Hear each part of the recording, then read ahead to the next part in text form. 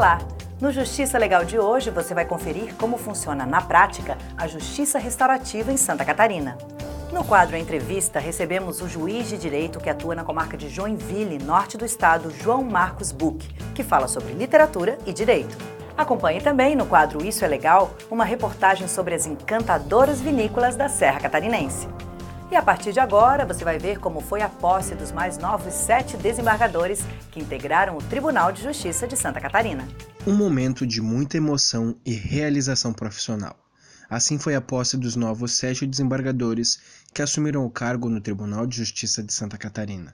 Arthur Geniquem Filho, Denise de Souza, Luiz Francose, Luiz César Schweitzer, Luiz Neri Oliveira de Souza, Norival Acácio Engel, Paulo Ricardo Bruck e Wilson Fontana emocionaram suas famílias com a conquista durante a solenidade na sala de sessões Ministro Teori Zavascki. Minha cabeça está, tanto quanto meu coração, cheio de amor, por chegar à realização na carreira profissional, que é alguma coisa que eu, durante toda a minha vida, sempre me realizei e adoro fazê-lo. É bem emocionante mesmo, é uma história de vida de 29 anos, né? Um caminho longo até aqui.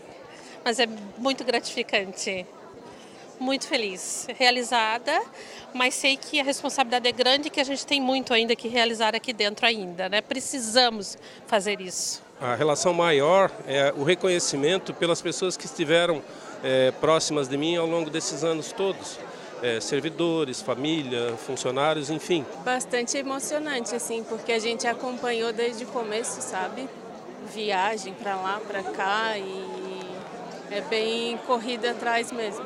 Então a gente está bem orgulhoso e emocionado. Durante a solenidade, o desembargador recém-possado Luiz Neri lembra que já teve oportunidade de trabalhar na sede do tribunal anteriormente. É um evento único, né? Que seria o coroamento da nossa carreira e ainda mais quando se chega a esse ponto na companhia de familiares, de amigos. Eu já tive a oportunidade de trabalhar na administração do tribunal no ano de 2008 com o desembargador Francisco, né?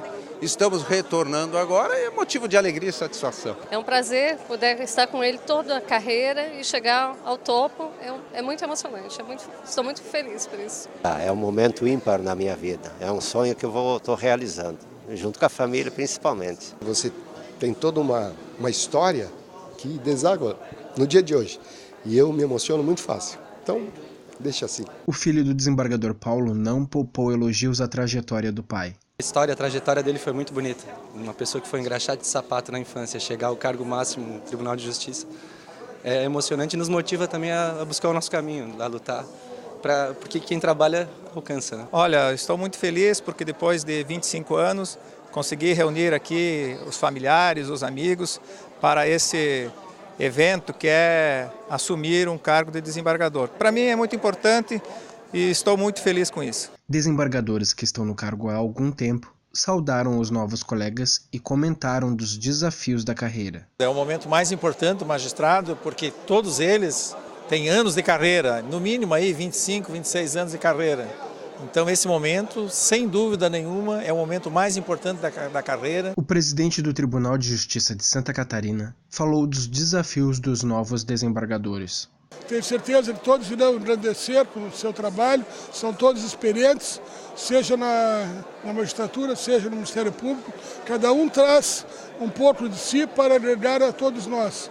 Como eu tenho dito aqui, essa é a parte já praticamente derradeira da nossa implementação dos cargos. Temos só mais 4 cargos para serem instalados. A solenidade também contou com a presença de autoridades, como o presidente da Federação das Indústrias do Estado de Santa Catarina, Glauco José Corte. Nós reconhecemos o grande trabalho, a grande competência, imparcialidade, integridade da Justiça catarinense. Isso é importante para dar segurança jurídica, não só aos investimentos já feitos, mas também aos novos investimentos que estão previstos para o Estado. Dos 7 desembargadores que tomaram posse na noite de hoje, apenas Norival Engel veio do Ministério Público. Todo o restante da magistratura. Agora, o Tribunal de Justiça de Santa Catarina conta com 89 desembargadores, mas até o fim do ano está prevista uma nova posse. Em funcionamento há mais de 10 anos no Brasil, a prática da justiça restaurativa tem se expandido pelo país. E em Santa Catarina, a técnica que prima pela sensibilidade na escuta de vítimas e ofensores vem colecionando resultados positivos. Confira na reportagem. Com o objetivo de aprimorar o atendimento ao adolescente em conflito com a lei, a Coordenadoria Estadual da Infância e da Juventude do Tribunal de Justiça de Santa Catarina implantou o projeto Justiça Restaurativa na comarca da capital. Nós trabalhamos com a mediação restaurativa, né? E também com ciclos restaurativos. Isso quer dizer o quê? A gente trabalha com base no que vem antes do ato. O que provocou o ato? O que a gente não enxerga? Né? Isso envolve o adolescente, envolve a família dele e pode envolver a comunidade também, se a gente sentir que esse ato infracional está trazendo reflexo para a comunidade. Então, visa restaurar laços. Regulamentado pela Portaria 4 de 2016, o Núcleo de Justiça Restaurativa foi criado em 2011, com a proposta de atender adolescentes por meio de medidas que priorizam as práticas socioeducativas, deixando a intervenção judicial para os casos que realmente precisam. De 100% dos dos procedimentos que são encaminhados para a justiça restaurativa, 99,9% não vira processo. Tá? Então, não chega a ingressar no sistema de justiça. E o outro ponto importante é que a reincidência ou a prática contínua de atos infracionais é interrompida. Né? Não dá para dizer 0%, mas é muito pequeno em relação à forma com que a gente trata tradicionalmente o ato infracional. Se a gente vai pegar um sistema tradicional e a justiça restaurativa, a gente vê que o que é atendido pela justiça restaurativa tem um efeito benéfico muito maior, que a gente consegue interromper esse ciclo de violência. Um exemplo de caso de sucesso da justiça restaurativa em Florianópolis é o desse adolescente que prefere não se identificar. Flagrado pela polícia militar cometendo supostamente um ato infracional, o garoto passou pelas práticas da justiça restaurativa e acredita que, por isso, recebeu uma pena condizente com o que foi praticado. Foi uma bobagem que aconteceu na Barra da Lagoa. Eu achei uma caneta no chão e fui inventar de bater no trinquezinho da janela. E nisso saiu os 2 policiais que me levaram até uma delegacia. E lá foi chamado meu pai, eu era de menor, né, no caso.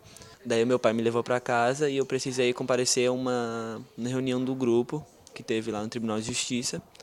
Daí eu achei que ia ser uma coisa tipo ficar de frente a frente com o juiz, essas coisas, quando acaba não foi, porque eu tive encontro de frente a frente com os policiais e com mais gente querendo reconciliar a gente, entendeu? A gente decidiu uma pena para mim, que no caso foi fazer um desenho onde encontraram eu batendo no trincozinho da parede. Eu achei legal, porque foi uma coisa que foi eu e eles que decidimos, não foi um juiz, tudo mais. Realmente, talvez se ele tivesse seguido os meios tradicionais da lei, seria muito injusto, porque realmente ele estava com um grupo de amigos e posteriormente as nossas conversas, a caneta realmente não tinha ponta, ele estava no lugar errado, na hora errada, e se ele tivesse sido julgado talvez dos meios tradicionais, teria sido injusto. E para que o trabalho seja bem executado, o Núcleo de Justiça Restaurativa conta com uma equipe formada por oficial da Infância e Juventude, assistente social e estagiários das áreas de Direito, Psicologia e Serviço Social. Mas nem todos os casos vêm diretamente a eles. Nós atendemos alguns tipos de ato infracional que foram acordados com o promotor de justiça. Nós temos crimes contra a honra, dano simples, ameaça, lesão simples, enfim, são alguns que a delegacia, quando há o registro da ocorrência, pode enviar diretamente para nós, não chega a passar pelo promotor para aquela audiência informal. Então, na realidade, a gente já recebe esses adolescentes, o primeiro contato deles, depois da delegacia, é com o nosso núcleo, que acolhe, explica a proposta do trabalho e, se concordar, aí a gente comunica no processo para que o processo seja suspenso até que a gente conclua o trabalho. Com a ideia de disseminar essa cultura no Estado e estruturá-la, é que o Judiciário Catarinense promove capacitações periódicas, que contam com a participação de atores que integram o sistema socioeducativo, como Tribunal de Justiça, Ministério Público, Polícia e Comunidade. Eu vejo que é uma oportunidade valiosíssima de multiplicar e disseminar a justiça restaurativa, já que é uma coisa nova, né? E a gente está acostumado com uma única modelo de justiça, de resolver os conflitos, né? E então, para mim, está sendo uma grande oportunidade de entrar nesse universo e de poder também disseminar esse conhecimento, mas principalmente praticar, né? Nós estamos experimentando aqui uma nova possibilidade, uma possibilidade diferente do que a gente tem até então. Tratar esses conflitos e levar para a nossa sociedade uma alternativa menos dolorosa do que é hoje em dia, né, a punição ou até a restauração de algumas coisas. Ela vai nos capacitar para fazer uma outra cultura dentro do movimento da sociedade, né? Não só uma cultura de judicialização, mas uma cultura de resolução de conflitos de uma outra maneira, né? E que é o que hoje está se pensando, é o que hoje está se trazendo e se buscando, até através das diretrizes do próprio Conselho Nacional de Justiça. Na minha opinião, a justiça restaurativa ela vem para mudar concepções, posturas, e não só no âmbito da justiça, mas no âmbito das relações, né, sociais, das relações familiares, enfim, nas relações comunitárias. Então, é uma forma de enxergar o outro, é uma forma de enxergar o mundo diferente, né? Para a psicóloga especializada em justiça restaurativa, Mônica Mumi, que vem frequentemente a Florianópolis prestar suporte na expansão da prática em Santa Catarina, a melhor metodologia a ser aplicada no Estado deve incluir círculos de construção de paz e mediação transformadora. A gradativa mudança ela vai vir na medida que as pessoas sentem necessidade de transformar seu dia a dia, os seus procedimentos para lidar com uma coisa que é tão preciosa, que é experiências justas, né? Então, esse projeto em Santa Catarina, ele chega para fortalecer o que está em curso, ou seja, o que veio antes e que é valioso para estarmos nesse momento construindo esse projeto com os resultados que estão sendo alcançados e também para expandir no Estado a justiça restaurativa. No quadro Isso é Legal dessa semana, a nossa viagem é para a Serra Catarinense. Fomos ao município de São Joaquim desvendar as belezas e as delícias das vinícolas dessa região. Olha só.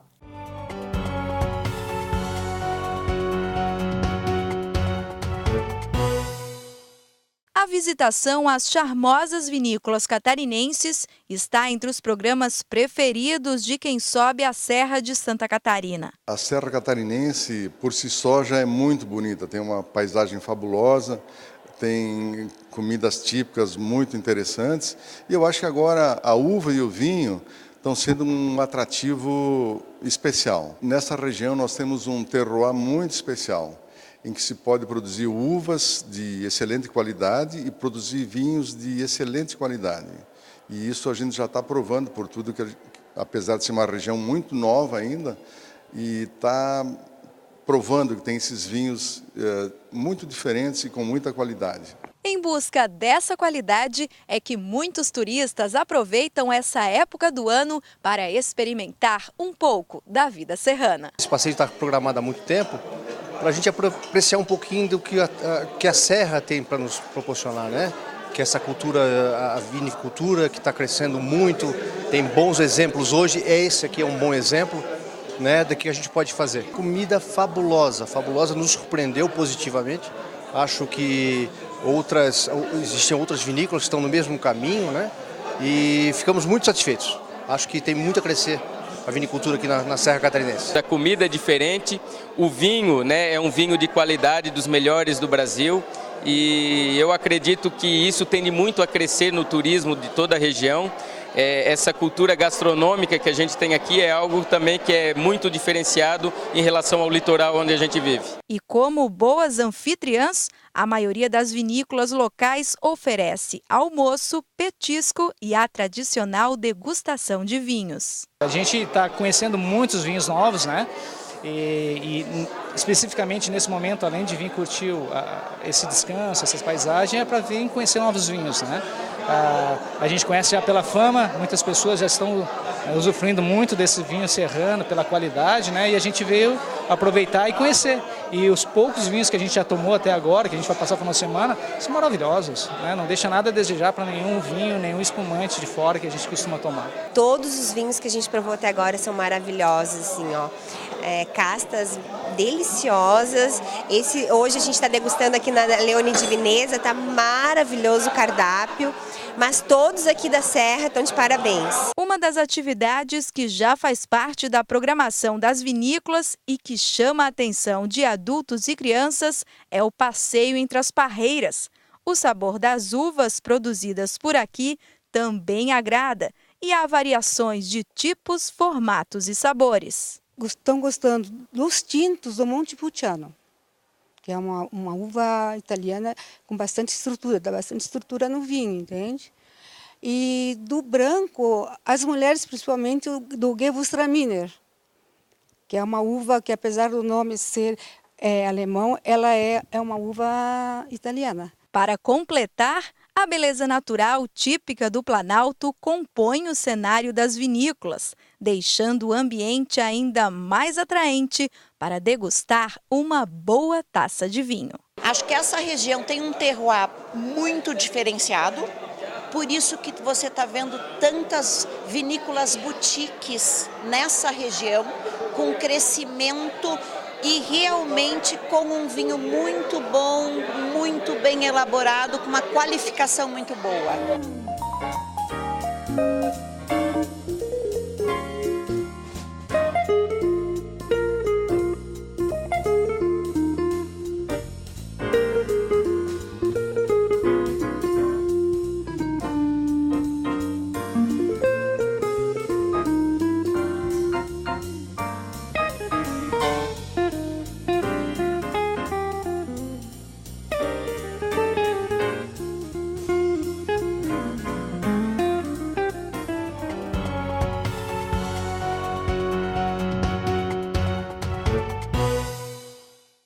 E a seguir, no próximo bloco, no quadro Entrevista, o nosso convidado é o juiz de direito João Marcos Buch, que fala sobre literatura e direito. É logo depois do intervalo, não sai daí, a gente volta já.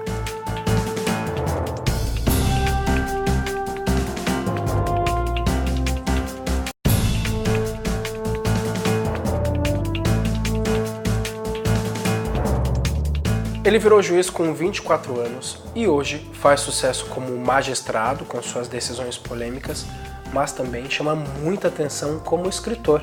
Já é autor de 6 livros. Eu estou falando do juiz catarinense João Marcos Buch, que é o nosso convidado do quadro de entrevistas de hoje, que começa agora.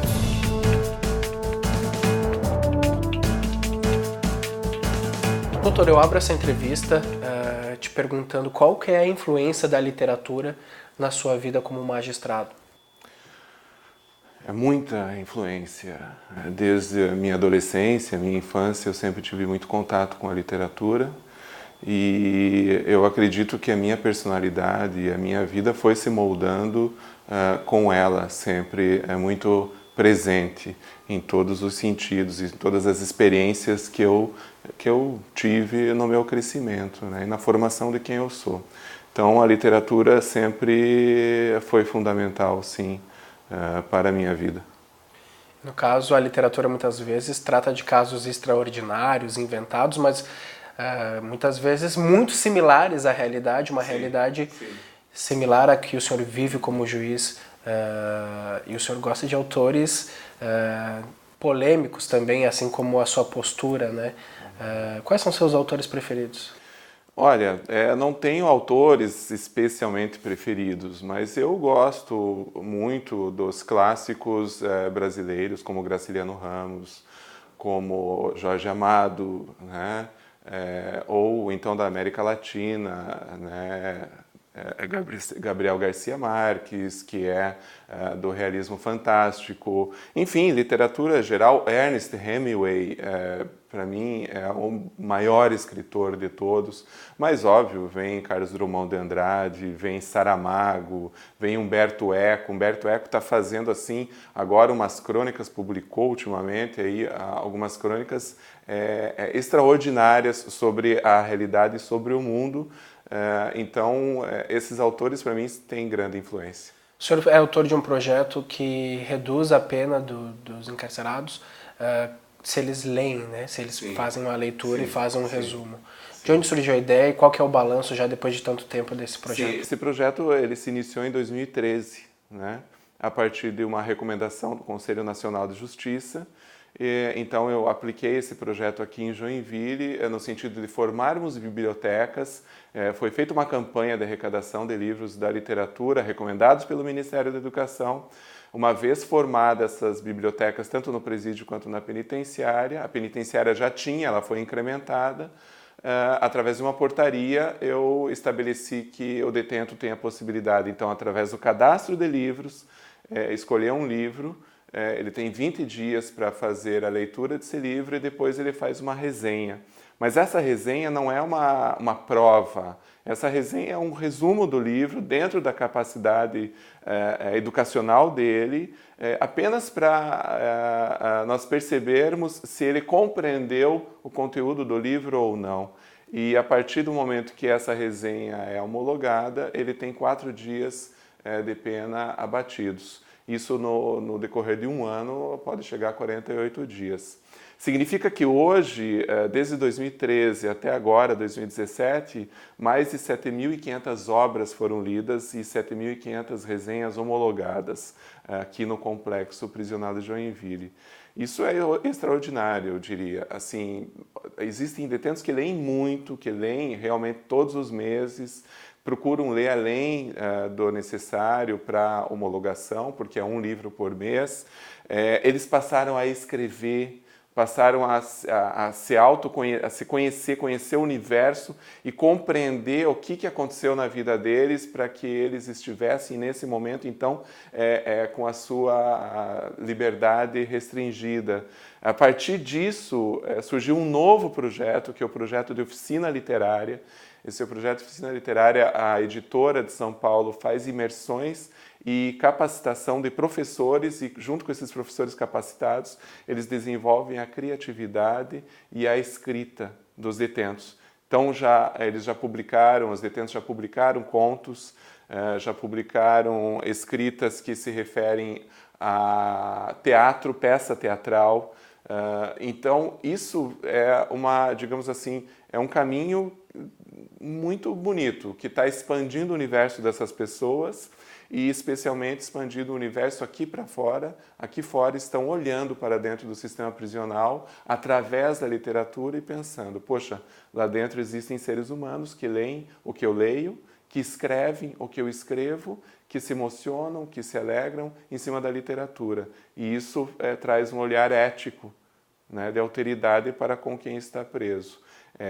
Essa barreira quebrada que a literatura consegue quebrar, assim como a cultura e a educação, eu entendo que é o objetivo maior dos projetos e da remissão pela leitura. O senhor acredita que a cultura, a educação, a literatura são caminhos concretos para a diminuição da violência?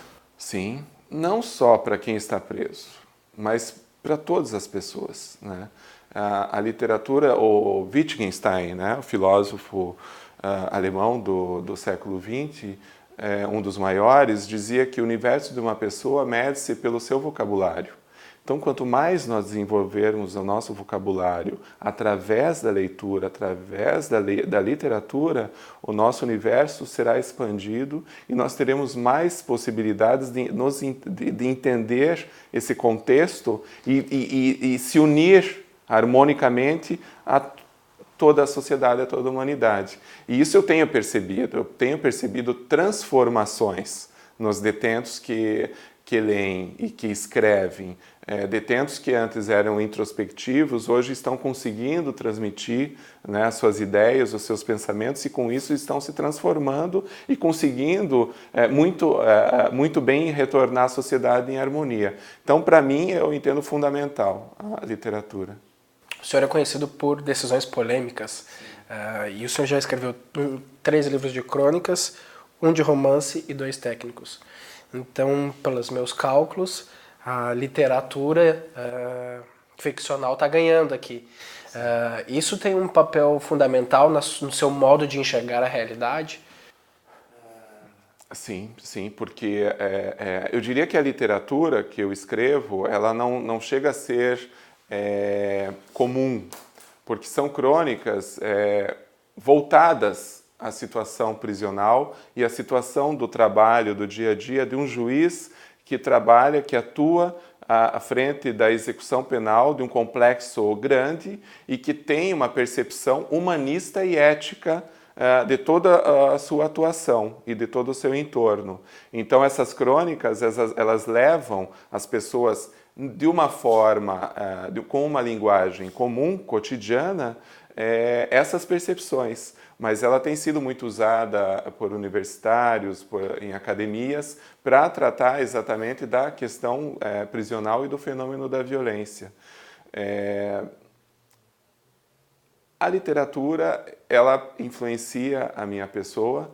Através da literatura, eu pratico uma espécie de terapia, porque trabalhar com um sistema tão grave, tão difícil, que é o sistema de justiça criminal, e com pessoas que estão detidas num país que não compreende o fenômeno da violência e só apenas joga pessoas para dentro das prisões sem buscar aplicar a lei e a Constituição, pode trazer um processo de adoecimento do profissional. Então, o profissional tem que se alertar muito sobre isso, e eu encontro não só por outros instrumentos, mas encontro através da literatura, dessas crônicas que eu escrevo, uma forma de colocar lógica nos meus sentimentos e, a partir daí, seguir adiante. Então, a literatura, para mim, é muito útil. Infelizmente, nosso tempo é curto. Eu queria encerrar essa entrevista te perguntando um desses momentos, como o senhor bem disse, tem uma visão, o seu trabalho tem uma visão bem humanista. E tem uma situação, algum momento marcante dessa sua carreira, dessa sua brilhante carreira, que te marcou nesse quesito, né, desse trabalho humanista que o senhor faz? Existem muitos momentos, assim, tanto que eu escrevo nas crônicas, né? Existem momentos muito tristes, muito graves, em que você vê jovens, e eu já vi jovens de 15, 16 anos, que não tiveram, jovens felizes, que estudavam, mas que por condições sem estrutura familiar, acabaram saindo e foram para a marginalidade e acabaram entrando num mundo difícil e perigoso, e que posteriormente eu encontrei na prisão, sem vida, abatidos, brancos, pálidos, parece-me que sem alma, um jovem que tinha tudo no futuro para ser alguém, para se realizar profissionalmente, para se realizar nos seus relacionamentos como ser humano. Essa oportunidade não foi dada a ele. Ele não escolheu esse caminho.